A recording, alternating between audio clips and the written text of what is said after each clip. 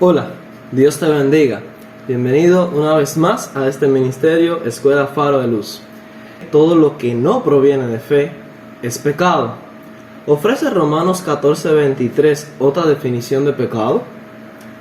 Cuando leemos en Romanos 14:23 todo lo que no proviene de fe es pecado, considera Romanos 14:23 una definición distinta a la explicada en 1 Juan 3:4. La duda es lo opuesto o lo contrario, antagónico a la fe. De modo que, como el texto dice que todo lo que no proviene de fe es pecado, entonces se asume en el mundo teológico que la duda, ese estado de duda, al no provenir de la fe, es pecado en sí misma. Se sugiere entonces que cuando dudamos de la palabra de Dios, ya ahí mismo, en el preciso momento en el que usted siente alguna duda, ya ahí has pecado, en el sentido de un estado o una condición. Has entrado a un estado, a una condición de duda, y ese estado y esa condición de duda es pecado. Antes de pecar, antes de cometer una transgresión en la acción, en el pensamiento o en la decisión. Y se cita, por ejemplo, el caso de Eva. Si vamos a Génesis capítulo 3, versículo 6, dice: y vio la mujer que el árbol era bueno para comer y que era agradable a los ojos y árbol codiciable para alcanzar la sabiduría. Se argumenta que ya Eva aquí había pecado. Eva todavía no había comido del fruto, ella no lo había tocado, no había decidido llevar a la acción sus pensamientos. O sea, ella todavía no había decidido pecar, no había cometido lo que llamaríamos una infracción de la ley, pero ella estaba razonando, estaba observando que el árbol era agradable, era codiciable, empezó a dudar, a sentir cierta curiosidad y ciertas dudas en cuanto a la palabra de Dios, y empezó a desarrollarse en ella un estado de duda, un estado de incredulidad. Entonces ya ella ahí pecó. Eso es lo que se argumenta. Pecó en la condición, en el estado, antes de tomar una decisión en cuanto a ese sentimiento que le estaba abrazando. Ella empezó a observar que el árbol era codiciable, que el árbol era agradable, y empezó a dudar acerca de las palabras de Dios, y entró en un estado de duda en cuanto a lo que ella sabía que Dios había dicho. Y según algunos argumentan, pues ya Eva aquí había pecado. Por ejemplo, podemos citar en relación a este tema Santiago capítulo 1, versículo 6, donde dice: pero pida con fe, no dudando nada, porque el que duda es semejante a la onda del mar, que es arrastrada por el viento y echada de una parte a otra. Ahora, aquí este texto yo sé que no aporta en cuanto a la pregunta de si la duda es pecado o no, pero es muy significativo, ya que dice que el que duda es semejante a la onda del mar, que es arrastrada por el viento y echada de una parte a otra. Ahora, deberíamos preguntarnos: ¿sentir dudas en cuanto a Dios y su palabra hace de nosotros automáticamente en ese mismo instante un pecador? Dudar por un momento en cuanto a las cosas que Dios ha dicho nos hace pecadores en el mismo instante, como una condición, como un estado. Bueno, la palabra griega que se usa en Romanos 14:23, cuando dice todo lo que no proviene de fe es pecado, la palabra proviene es una preposición primaria que denota origen, el punto de proceder de un movimiento a la acción. Debemos entender entonces que lo que procede, o sea, lo que proviene de lo contrario a la fe, que sería en este caso la duda, o sea, un movimiento en acción, eso es pecado. En otras palabras, es un acto. Lo contrario a la fe es la duda. Entonces, lo que no proviene de la fe, pues proviene entonces de la duda. Eso significa que Romanos 14:23 está hablando de acciones que son el resultado de persistir insistentemente en la duda. acciones que vienen como resultado de la persistencia en dudar, y esas acciones son las que constituyen pecado. Hablemos un poquito acerca de una historia que nos va a ayudar a entender este asunto. Hablemos de la duda en el cielo, el primer lugar donde surgió la duda, el pecado, y donde se manifestó de alguna forma por primera vez la misericordia y el perdón de Dios. Si vamos al libro La Verdad acerca de los ángeles, página 40, párrafo 2 y párrafo 3, podemos leer lo siguiente. Satanás se quejó de los supuestos defectos en el manejo de los asuntos celestiales y buscó llenar la mente de los ángeles con su insatisfacción. Así que el propósito de Satanás era buscar la forma de llenar la mente de los ángeles con su disgusto. Debido a que no tenía la supremacía, sembró semillas de duda e incredulidad. Así que estos ángeles sintieron dudas. Satanás sembró en sus mentes esas semillas de duda e incredulidad. A causa de que no podía ser como Dios, se esforzó por instilar en la mente de los ángeles su propia envidia y descontento. Así fueron sembradas las semillas de la enemistad. Fíjense que incluso no solo fueron semillas de dudas, semillas de incredulidad, instigadas por la mente de Satanás, procurando despertar sentimientos de duda en la mente de estos ángeles, sino que también se despertaron sentimientos de enemistad, para después el usar, o sea, ser presentadas estas evidencias como provenientes de los ángeles y no del mismo. De esta manera el engañador podía mostrar que los demás ángeles pensaban como él. Claro que no era un pensamiento original de estos ángeles, era instigado por él mismo.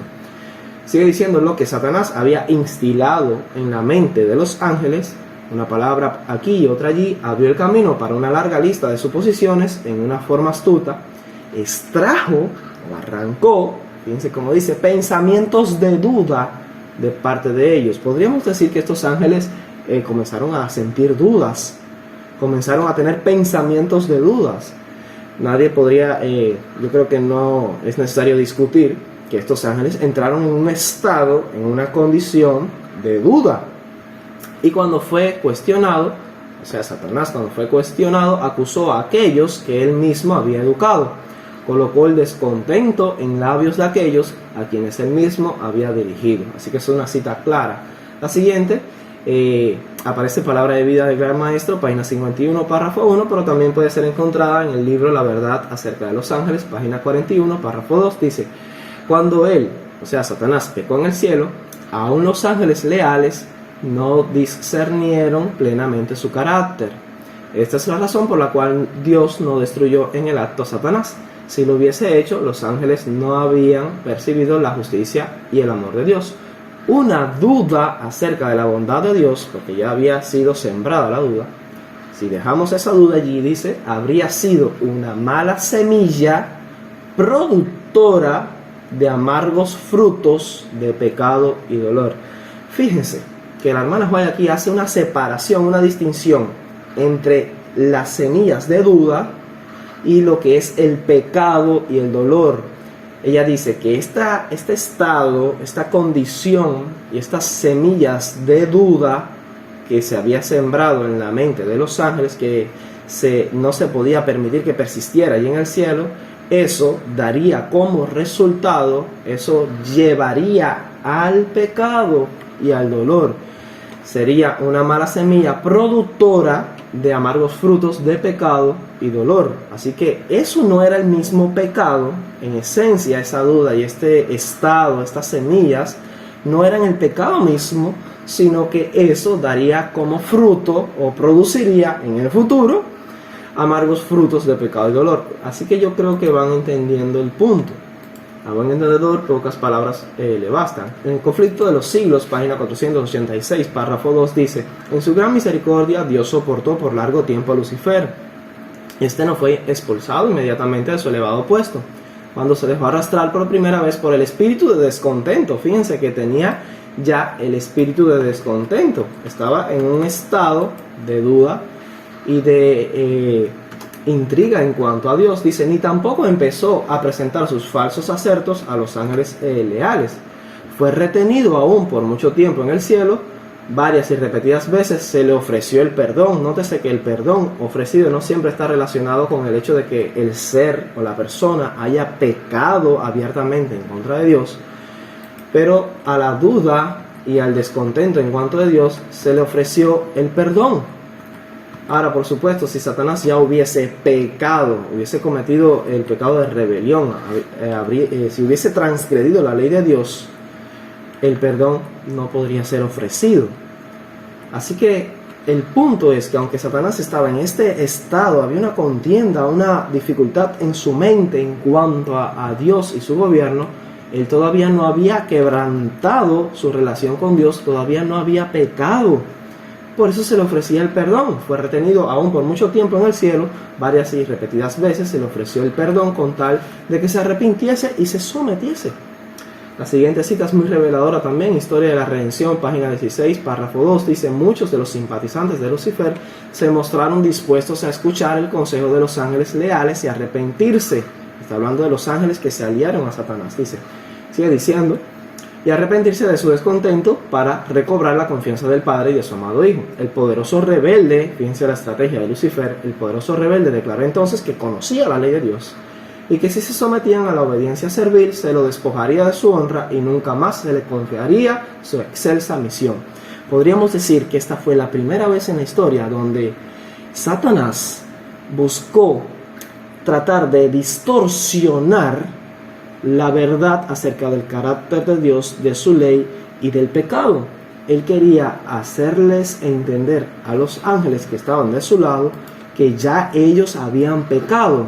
Él aseveraba que yo conozco a Dios, yo conozco su gobierno.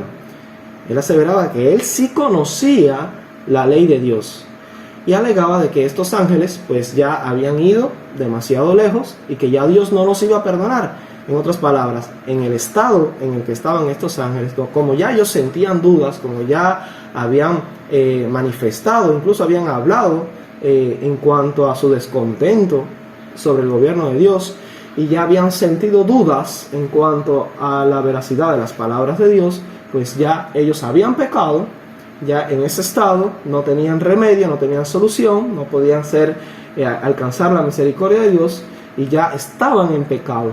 Y esto era falso. Esas dudas y ese estado que ellos tenían aún no se había convertido en pecado.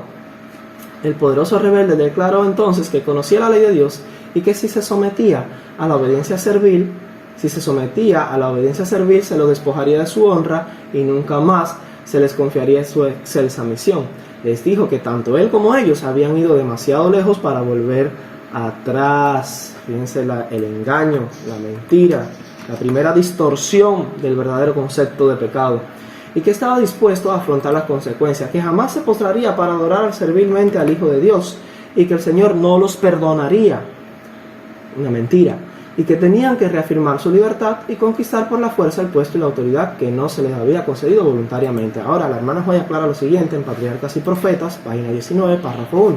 En lo que concernía a Satanás mismo, era cierto que ya había ido demasiado lejos en su rebelión para retroceder. A esta altura de la historia, ya Lucifer se había convertido en Satanás y ya sí había quebrantado abiertamente su relación con Dios. Después de entender perfectamente los principios del gobierno de Dios, entender que no tenía razón, aún así se rebeló contra su creador y pecó abiertamente. Ya para Satanás, ya la misericordia se había cerrado, ya había ido demasiado lejos. Pero no ocurría lo mismo con aquellos que habían sido cegados por sus engaños. Todavía los ángeles no entendían, no comprendían a plenitud los principios del gobierno de Dios y a dónde llevarían esos sentimientos de dudas, ese estado en el que ellos estaban. Fue cuando Satanás comprendió la naturaleza de su estado, la naturaleza de sus pensamientos, cuando persistió en ir en contra del gobierno de Dios, que pecó. Todavía estos ángeles no habían entendido esto. No ocurría lo mismo con aquellos que habían sido cegados por sus engaños. Para ellos, el consejo y las súplicas de los ángeles leales abría una puerta de esperanza.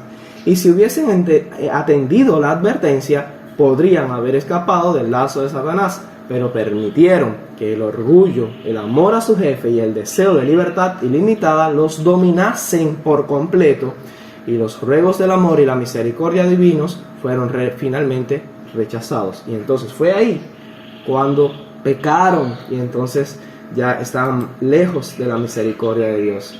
Se dan cuenta que el estado de duda, la condición de duda en cuanto a la ley de Dios, en cuanto a las palabras de Dios, no se convierte automáticamente en pecado. Es cuando se persiste en ello, cuando se decide por medio de la voluntad obrar en base a esos sentimientos en una abierta rebelión en contra de la voluntad de Dios. Es entonces allí cuando se peca.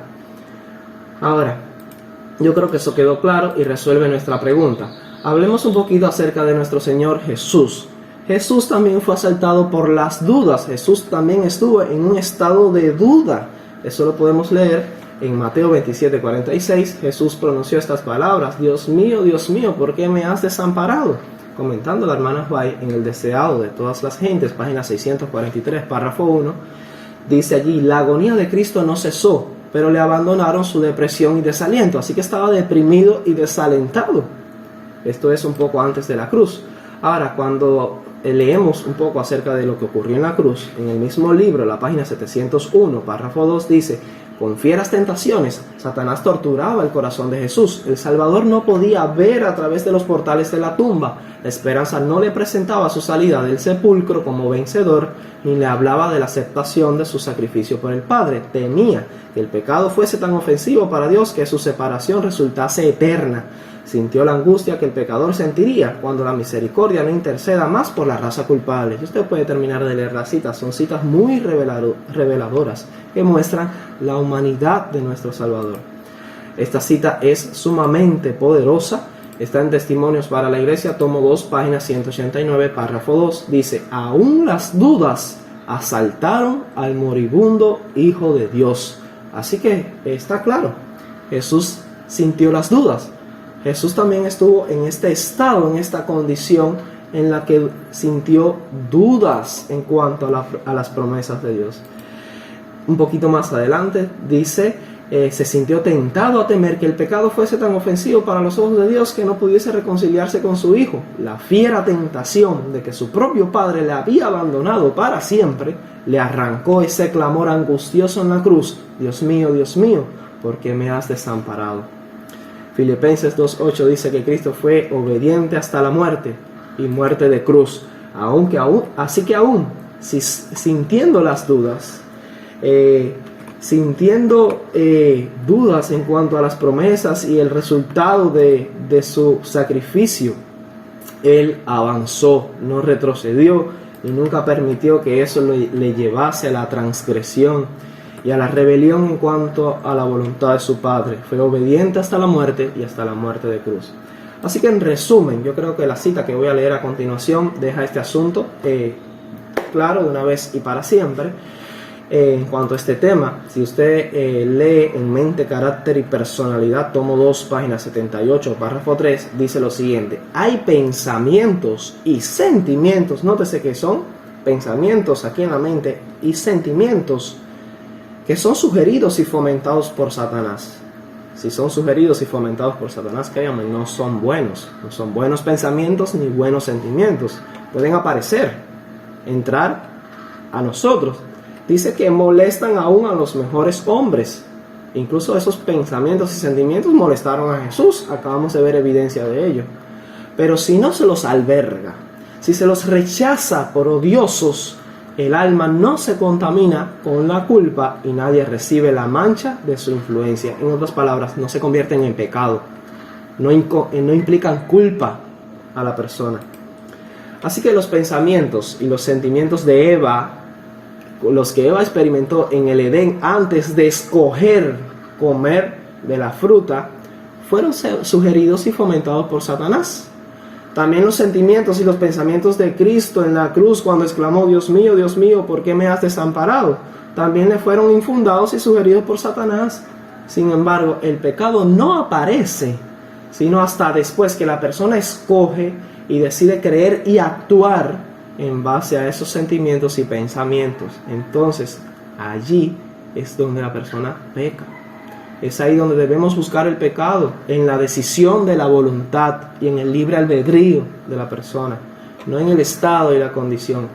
Eva escogió pecar pero Cristo venció allí donde nuestros primeros padres cayeron. Gloria a Dios por su poder para ganar la victoria sobre el pecado, dejándonos un ejemplo a nosotros. Bueno, espero que este tema haya sido esclarecedor para ti. Yo creo que este es el significado de Romanos 14:23. En realidad no ofrece una definición nueva o novedosa para el pecado. La hermana May dijo que la única definición de pecado estaba en 1 Juan 3:4. La única definición es transgresión de la ley. Así que Romanos 14:23 lo único que hace es complementar y ayudarnos a entender el proceso entre la duda y el pecado. Todo lo que no proviene de fe, pues proviene de la duda, entonces, y es pecado. O sea, es el resultado de persistir en la duda lo que se convierte en pecado o transgresión de la ley. Que Dios te bendiga.